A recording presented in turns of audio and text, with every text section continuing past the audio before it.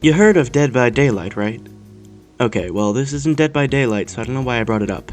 We're going to be talking about Pillar Chase 2, an asymmetrical horror game where you take the role of either a monster or a player. The players are tasked with surviving while completing an objective or two, while the monster's only goal is to brutalize everyone that isn't already a monster themselves. I've been obsessed with this game for a bit. The animations are top-notch, addicting, and easy gameplay with room for skilled players to excel. Extremely good-looking models, and a cast of characters that are like a dream come true for yours truly. Without further ado, we're going to cover basically everything about this game. As of right now, I'm playing during the Nautilus update, or at least I think so. This game updates pretty often, so some things may be different between each gameplay clip. Oh, and if people enjoy this video, I'd love to do more filler content on this game, like tier lists or monster reviews, so drop a like if you'd enjoy that. As stated before, Pillar Chase 2 is a game about surviving, dying, and killing. Each round you will be chosen as a player or a monster, and what you end up having to do tends to differ between each round. As the player, you have to run away from the monster in a small collection of maps, doing objectives as you go, mostly just hoping you survive longer than anyone else. Every map has at least one objective, usually consisting of finding a set number of items. Each item collected gives you a coin, coins being the currency to buy monsters, skins, and other goodies. Completing an objective reduces the round timer by about 5 seconds, along with an increase to your chance to be picked as the monster next round. This gameplay loop is very easy to understand and very simple in practice, while also having enough meat on its bones to provide something for the more expertly skilled. It doesn't seem like much, but every interaction with a monster can be slightly different, or entirely, depending on what they are. Before we get into the monsters and their abilities, let's talk about what players have at their disposal. There's a multitude of items at your disposal, most of which you can find randomly spawning in maps, or you can buy them in the shop. There's a flashlight that gives you better visibility, Ultra Flashlight, which is a direct upgrade to the previous item, Stefano, which gives you a speed boost while making it harder to see, a first aid kit for healing, a Doomfist gauntlet so you can duke it out with the monster yourself, and finally a weird looking mask that totally doesn't do anything bad at all. These items, besides the mask, can be found as a random spawn, and I would find it better to find them than pay for them. There's also upgrades for the player, but they go away if you die. Runner gives you a stamina increase at the cost of a higher stamina drain. Clarity makes it easier to see. Danger Vision lets you see the monster after they kill someone, which is very useful. Flimsy gives you less health and stamina, but you run a lot faster. Prepared lets you see items for a whole 15 seconds. Sixth Sense lets you get a higher range for your heartbeat, making it easier to tell if the monster is close to you. Sneaky makes your footsteps quieter. And finally Tanky, which gives you more health but less stamina. Most of these upgrades are not useful, as you will be dying in 75% of your matches, so I'd suggest saving your coins for monsters and cosmetics. Speaking of monsters, let's cover their gameplay. When you have a high enough monster chance, you'll be picked as the monster for the next round. Your goal is simple: kill everybody. You have a certain amount of time to do this in each given match, and what monster you end up playing determines how you'll go about your murder spree. I'll be doing my best to cover each of the monsters, even though the only ones I've really played are Vapor, Rosemary, Aoni, and Baldi. Vapor is one of the 2 free monsters that are available to players when they first begin playing. His method of murder is all about a slow approach with deadly consequences for being caught. Every 20 seconds he spawns a dark orb that reveals the location of players near it using Demonic Shift. Vapor can teleport directly to this orb, and killing a player also spawns one. His other ability is to summon a small skull spider, which chases and attacks players. Using Demonic Shift, Vapor can teleport to a spider skull, making it possible for him to teleport to a player if they don't destroy it. His sprint speed is slower than the player, meaning that he isn't built for chases, and is instead better at catching players off guard. His damage is very high to complement this. Rosemary is the second free monster available to you at the start. She's generally considered a weaker killer, but has incredible speed and the ability to almost always see where players are. She likes to catch people off guard, and her ability to keep up with people while chasing definitely puts the icing on the cake. She gets no major passive, unfortunately. However, she has 2 abilities at her disposal, that being Demonic Shriek and Echolocation. Demonic Shriek blurs the vision of any player unlucky enough to hear it, as well as increase their stamina drain, allowing Rosemary to catch up with some recovered stamina and hopefully get to a running player, while also disorienting them.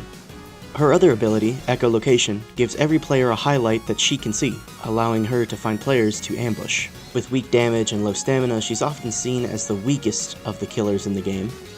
but she can work well if you know what you're doing, and she's honestly pretty good. Ao-Oni is the best killer in this game. Yes, you heard that right. Ao-Oni is the best. And yes, he is in this game. Ao-Oni is all about making people paranoid and deceiving anyone he finds, with the stats to confirm kills, high speed, high damage, and a range that'll make you think his arms can stretch like rubber. He can easily wipe out all sorts of runners. His passive makes it impossible to tell who is alive or dead, as the border that is usually green or red to signify somebody's vitals is replaced by purple, which is the best color, by the way. The only way to know if someone is dead is if you find their corpse. This lets Ao-Oni use his greatest asset, Shapeshift, making him appear as any other player in the server. He can easily slip into groups like this, or trick a player by themselves, before immediately attacking. His sprint speed and stamina are the same as a player, making it extremely easy for him to keep close to his prey and take them out. His other ability, Oni Vision, lets him see all the players on the map, similar to Rosemary's echolocation. And this also refills his stamina, allowing him to outlast someone in a chase when needed. Fogor is an interesting killer. His attacks are pretty weak, but his speed and stamina are meant to keep up with players, making him similar to Rosemary. His passive allows him to completely refill his stamina when starting a chase, which also goes with one of his abilities. His first ability, Thunder Warp, gives him invisibility and huge speed. While it does have a lot of end lag, it allows him to easily traverse the map in order to essentially jump scare players. This move also stops any level of stamina regen or cooldowns while active, so that's a trade-off that most Fogor mains will have to endure. His next ability, Foggy Stare, makes it so he will whistle and stand completely still for a few seconds. Anyone caught staring at the guy will immediately trigger his chase phase, which gives him a new animation for sprinting and attacking. Whoever initiates this phase also gets highlighted for Fogor, making it incredibly easy for him to chase and attack running players that try to escape him. In this crawling state, Fogor will lose less stamina and become incredibly fast, making it even easier for him to confirm a kill. Anyone not killed by him during this state is left highlighted red during the next chase. While it does only last 9 seconds, this is still long enough for him to kill his target. All this stuff allows Fogor to be an efficient assassin, making him similar to Rosemary in the type that ambushes players. EXE is a very cunning killer. Despite being based on Sonic, he's actually quite slow. To make up for this, his stamina is up to 110, allowing him to, at the very least, outlast his enemies that do not conserve their stamina. His abilities also give him some of an edge against his targets, and a passive that lets him have a way of finding players. Every 11 seconds, he sniffs out a player for a brief amount of time, highlighting them. His first ability, Too Slow, lets him run forward and grab a player for 10 damage before biting them for 40, causing him to deal a collective total of 50 damage. His second ability lets him place down a trap that will get players stuck. They have to interact with this trap 15 times to escape, but by then, EXE will have gotten to them and started dealing damage. This is all thanks to the trap highlighting the player and giving EXE a little speed boost.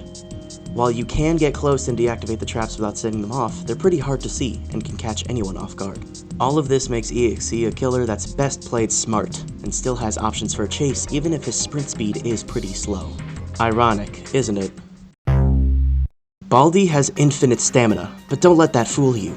He has infinite stamina because he can't run, and instead moves in bursts just like his source material. He can easily outlast enemies in a chase, but that's only if his speed is buffed, which occurs as time goes on, people do math questions, or Baldi secures a kill. Oh yeah, you heard that right, there's math!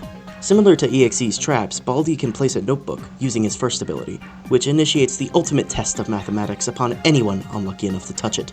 His second ability, Anti-Hearing Tape, allows him to mask his ruler's noise with a loud sound, and also highlights anyone near the tape. While frankly a solid killer, Baldi tends to flop early on into the match, and has to rush to kill everyone by the last minute.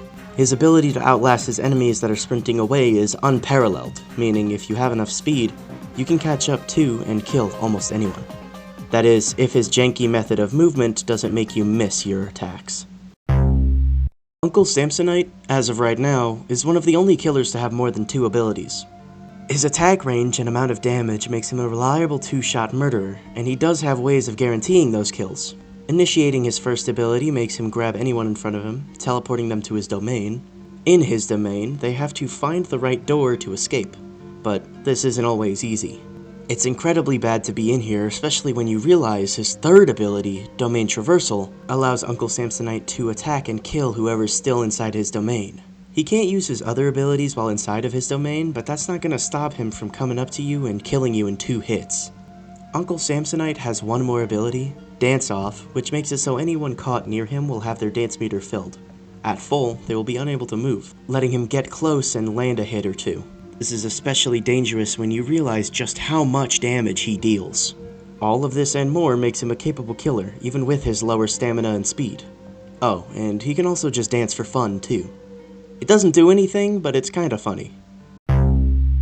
Springtrap is a literal bastard, in this game and in the FNAF series. He's designed to pursue at a slow pace, wearing out players with his massive stamina pool, but an incredibly slow sprint speed. His first ability, Ventilation Error, makes a player's stamina drain much faster than usual, and causes them to hyperventilate. This makes them easy to find due to the noise they make when they're breathing, and easy to catch them as their stamina drops to 0. While its range is somewhat low, it's an incredibly effective power for someone like Springtrap. His second ability, Phantom Step, will make Springtrap become covered in smoke and get a huge speed boost. It also darkens the view of other players for a few seconds.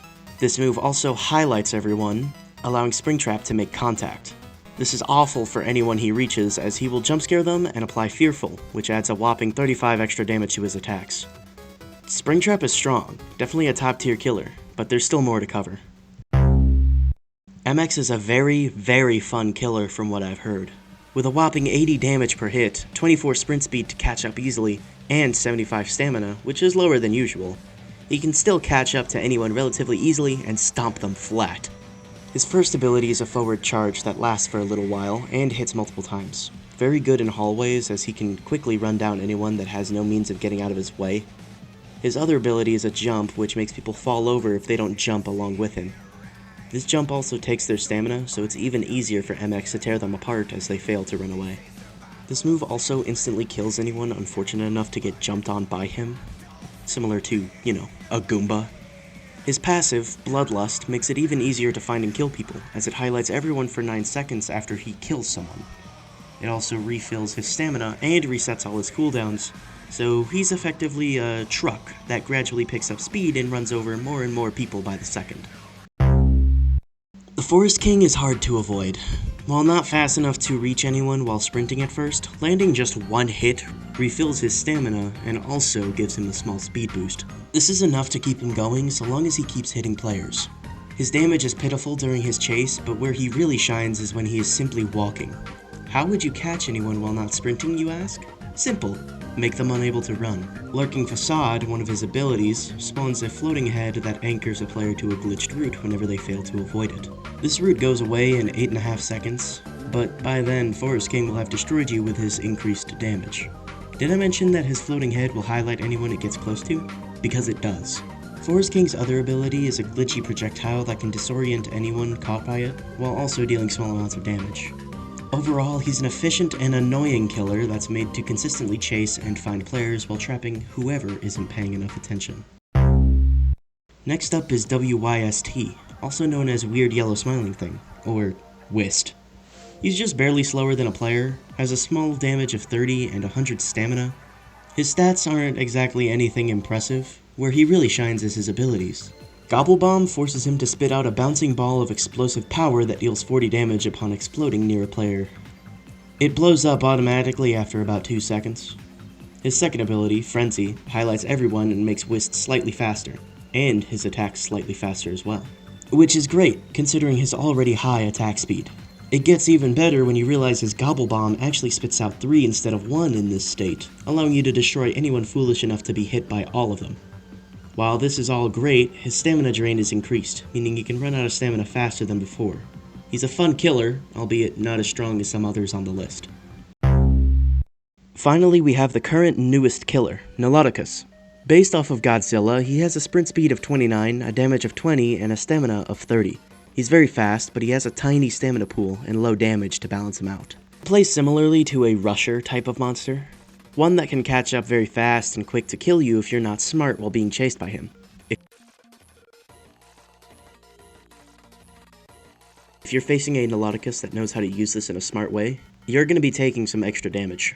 His other ability is similar to a very large trap, as a radiated mist will highlight and damage anyone it touches and covers a big radius while active. This mist only lasts 30 seconds, but that's long enough to chase a player into it when they have no other option. This also makes them take more damage from Niloticus's attacks, giving him the power to rush and tear apart any player afflicted by it.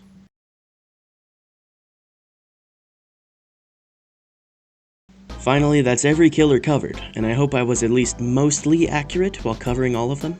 This took way too long to finish, but unfortunately we still have one more thing to cover. Game modes. There's a couple game modes as of writing this, namely Single Monster, Double Monster, Collectathon, and Strongholds. Single and Double Monster are self-explanatory. There's either one or two monsters to deal with Double having a shorter round timer. Collectathon is akin to Pac-Man, or Dark Deception if you've ever played that. You run through the map collecting these gems, and when all of them are found, you can escape. You get a slightly higher stamina pool for this mode. Finally, Strongholds is about having as many people on a control point for as long as possible, up until you get all the points needed to win. The monster can stop point gain when nearby, but otherwise this mode isn't too crazy. And with that, we're finished! Hopefully this video kept you entertained, and maybe even interested in playing this really fun game. If I see enough attention on this video, I'll do more Pillar Chase 2 content, and analyze each new update that gets added. I'm sorry this took so long to finish. I was busy with work and all sorts of other personal life shit that you probably don't really care about. But hey, I got this new laptop, which means that recordings and all sorts of other shit are gonna be a lot more high quality from here on out. I hope you're excited to see more videos from me. My name's Beetle, and I hope you have a good night.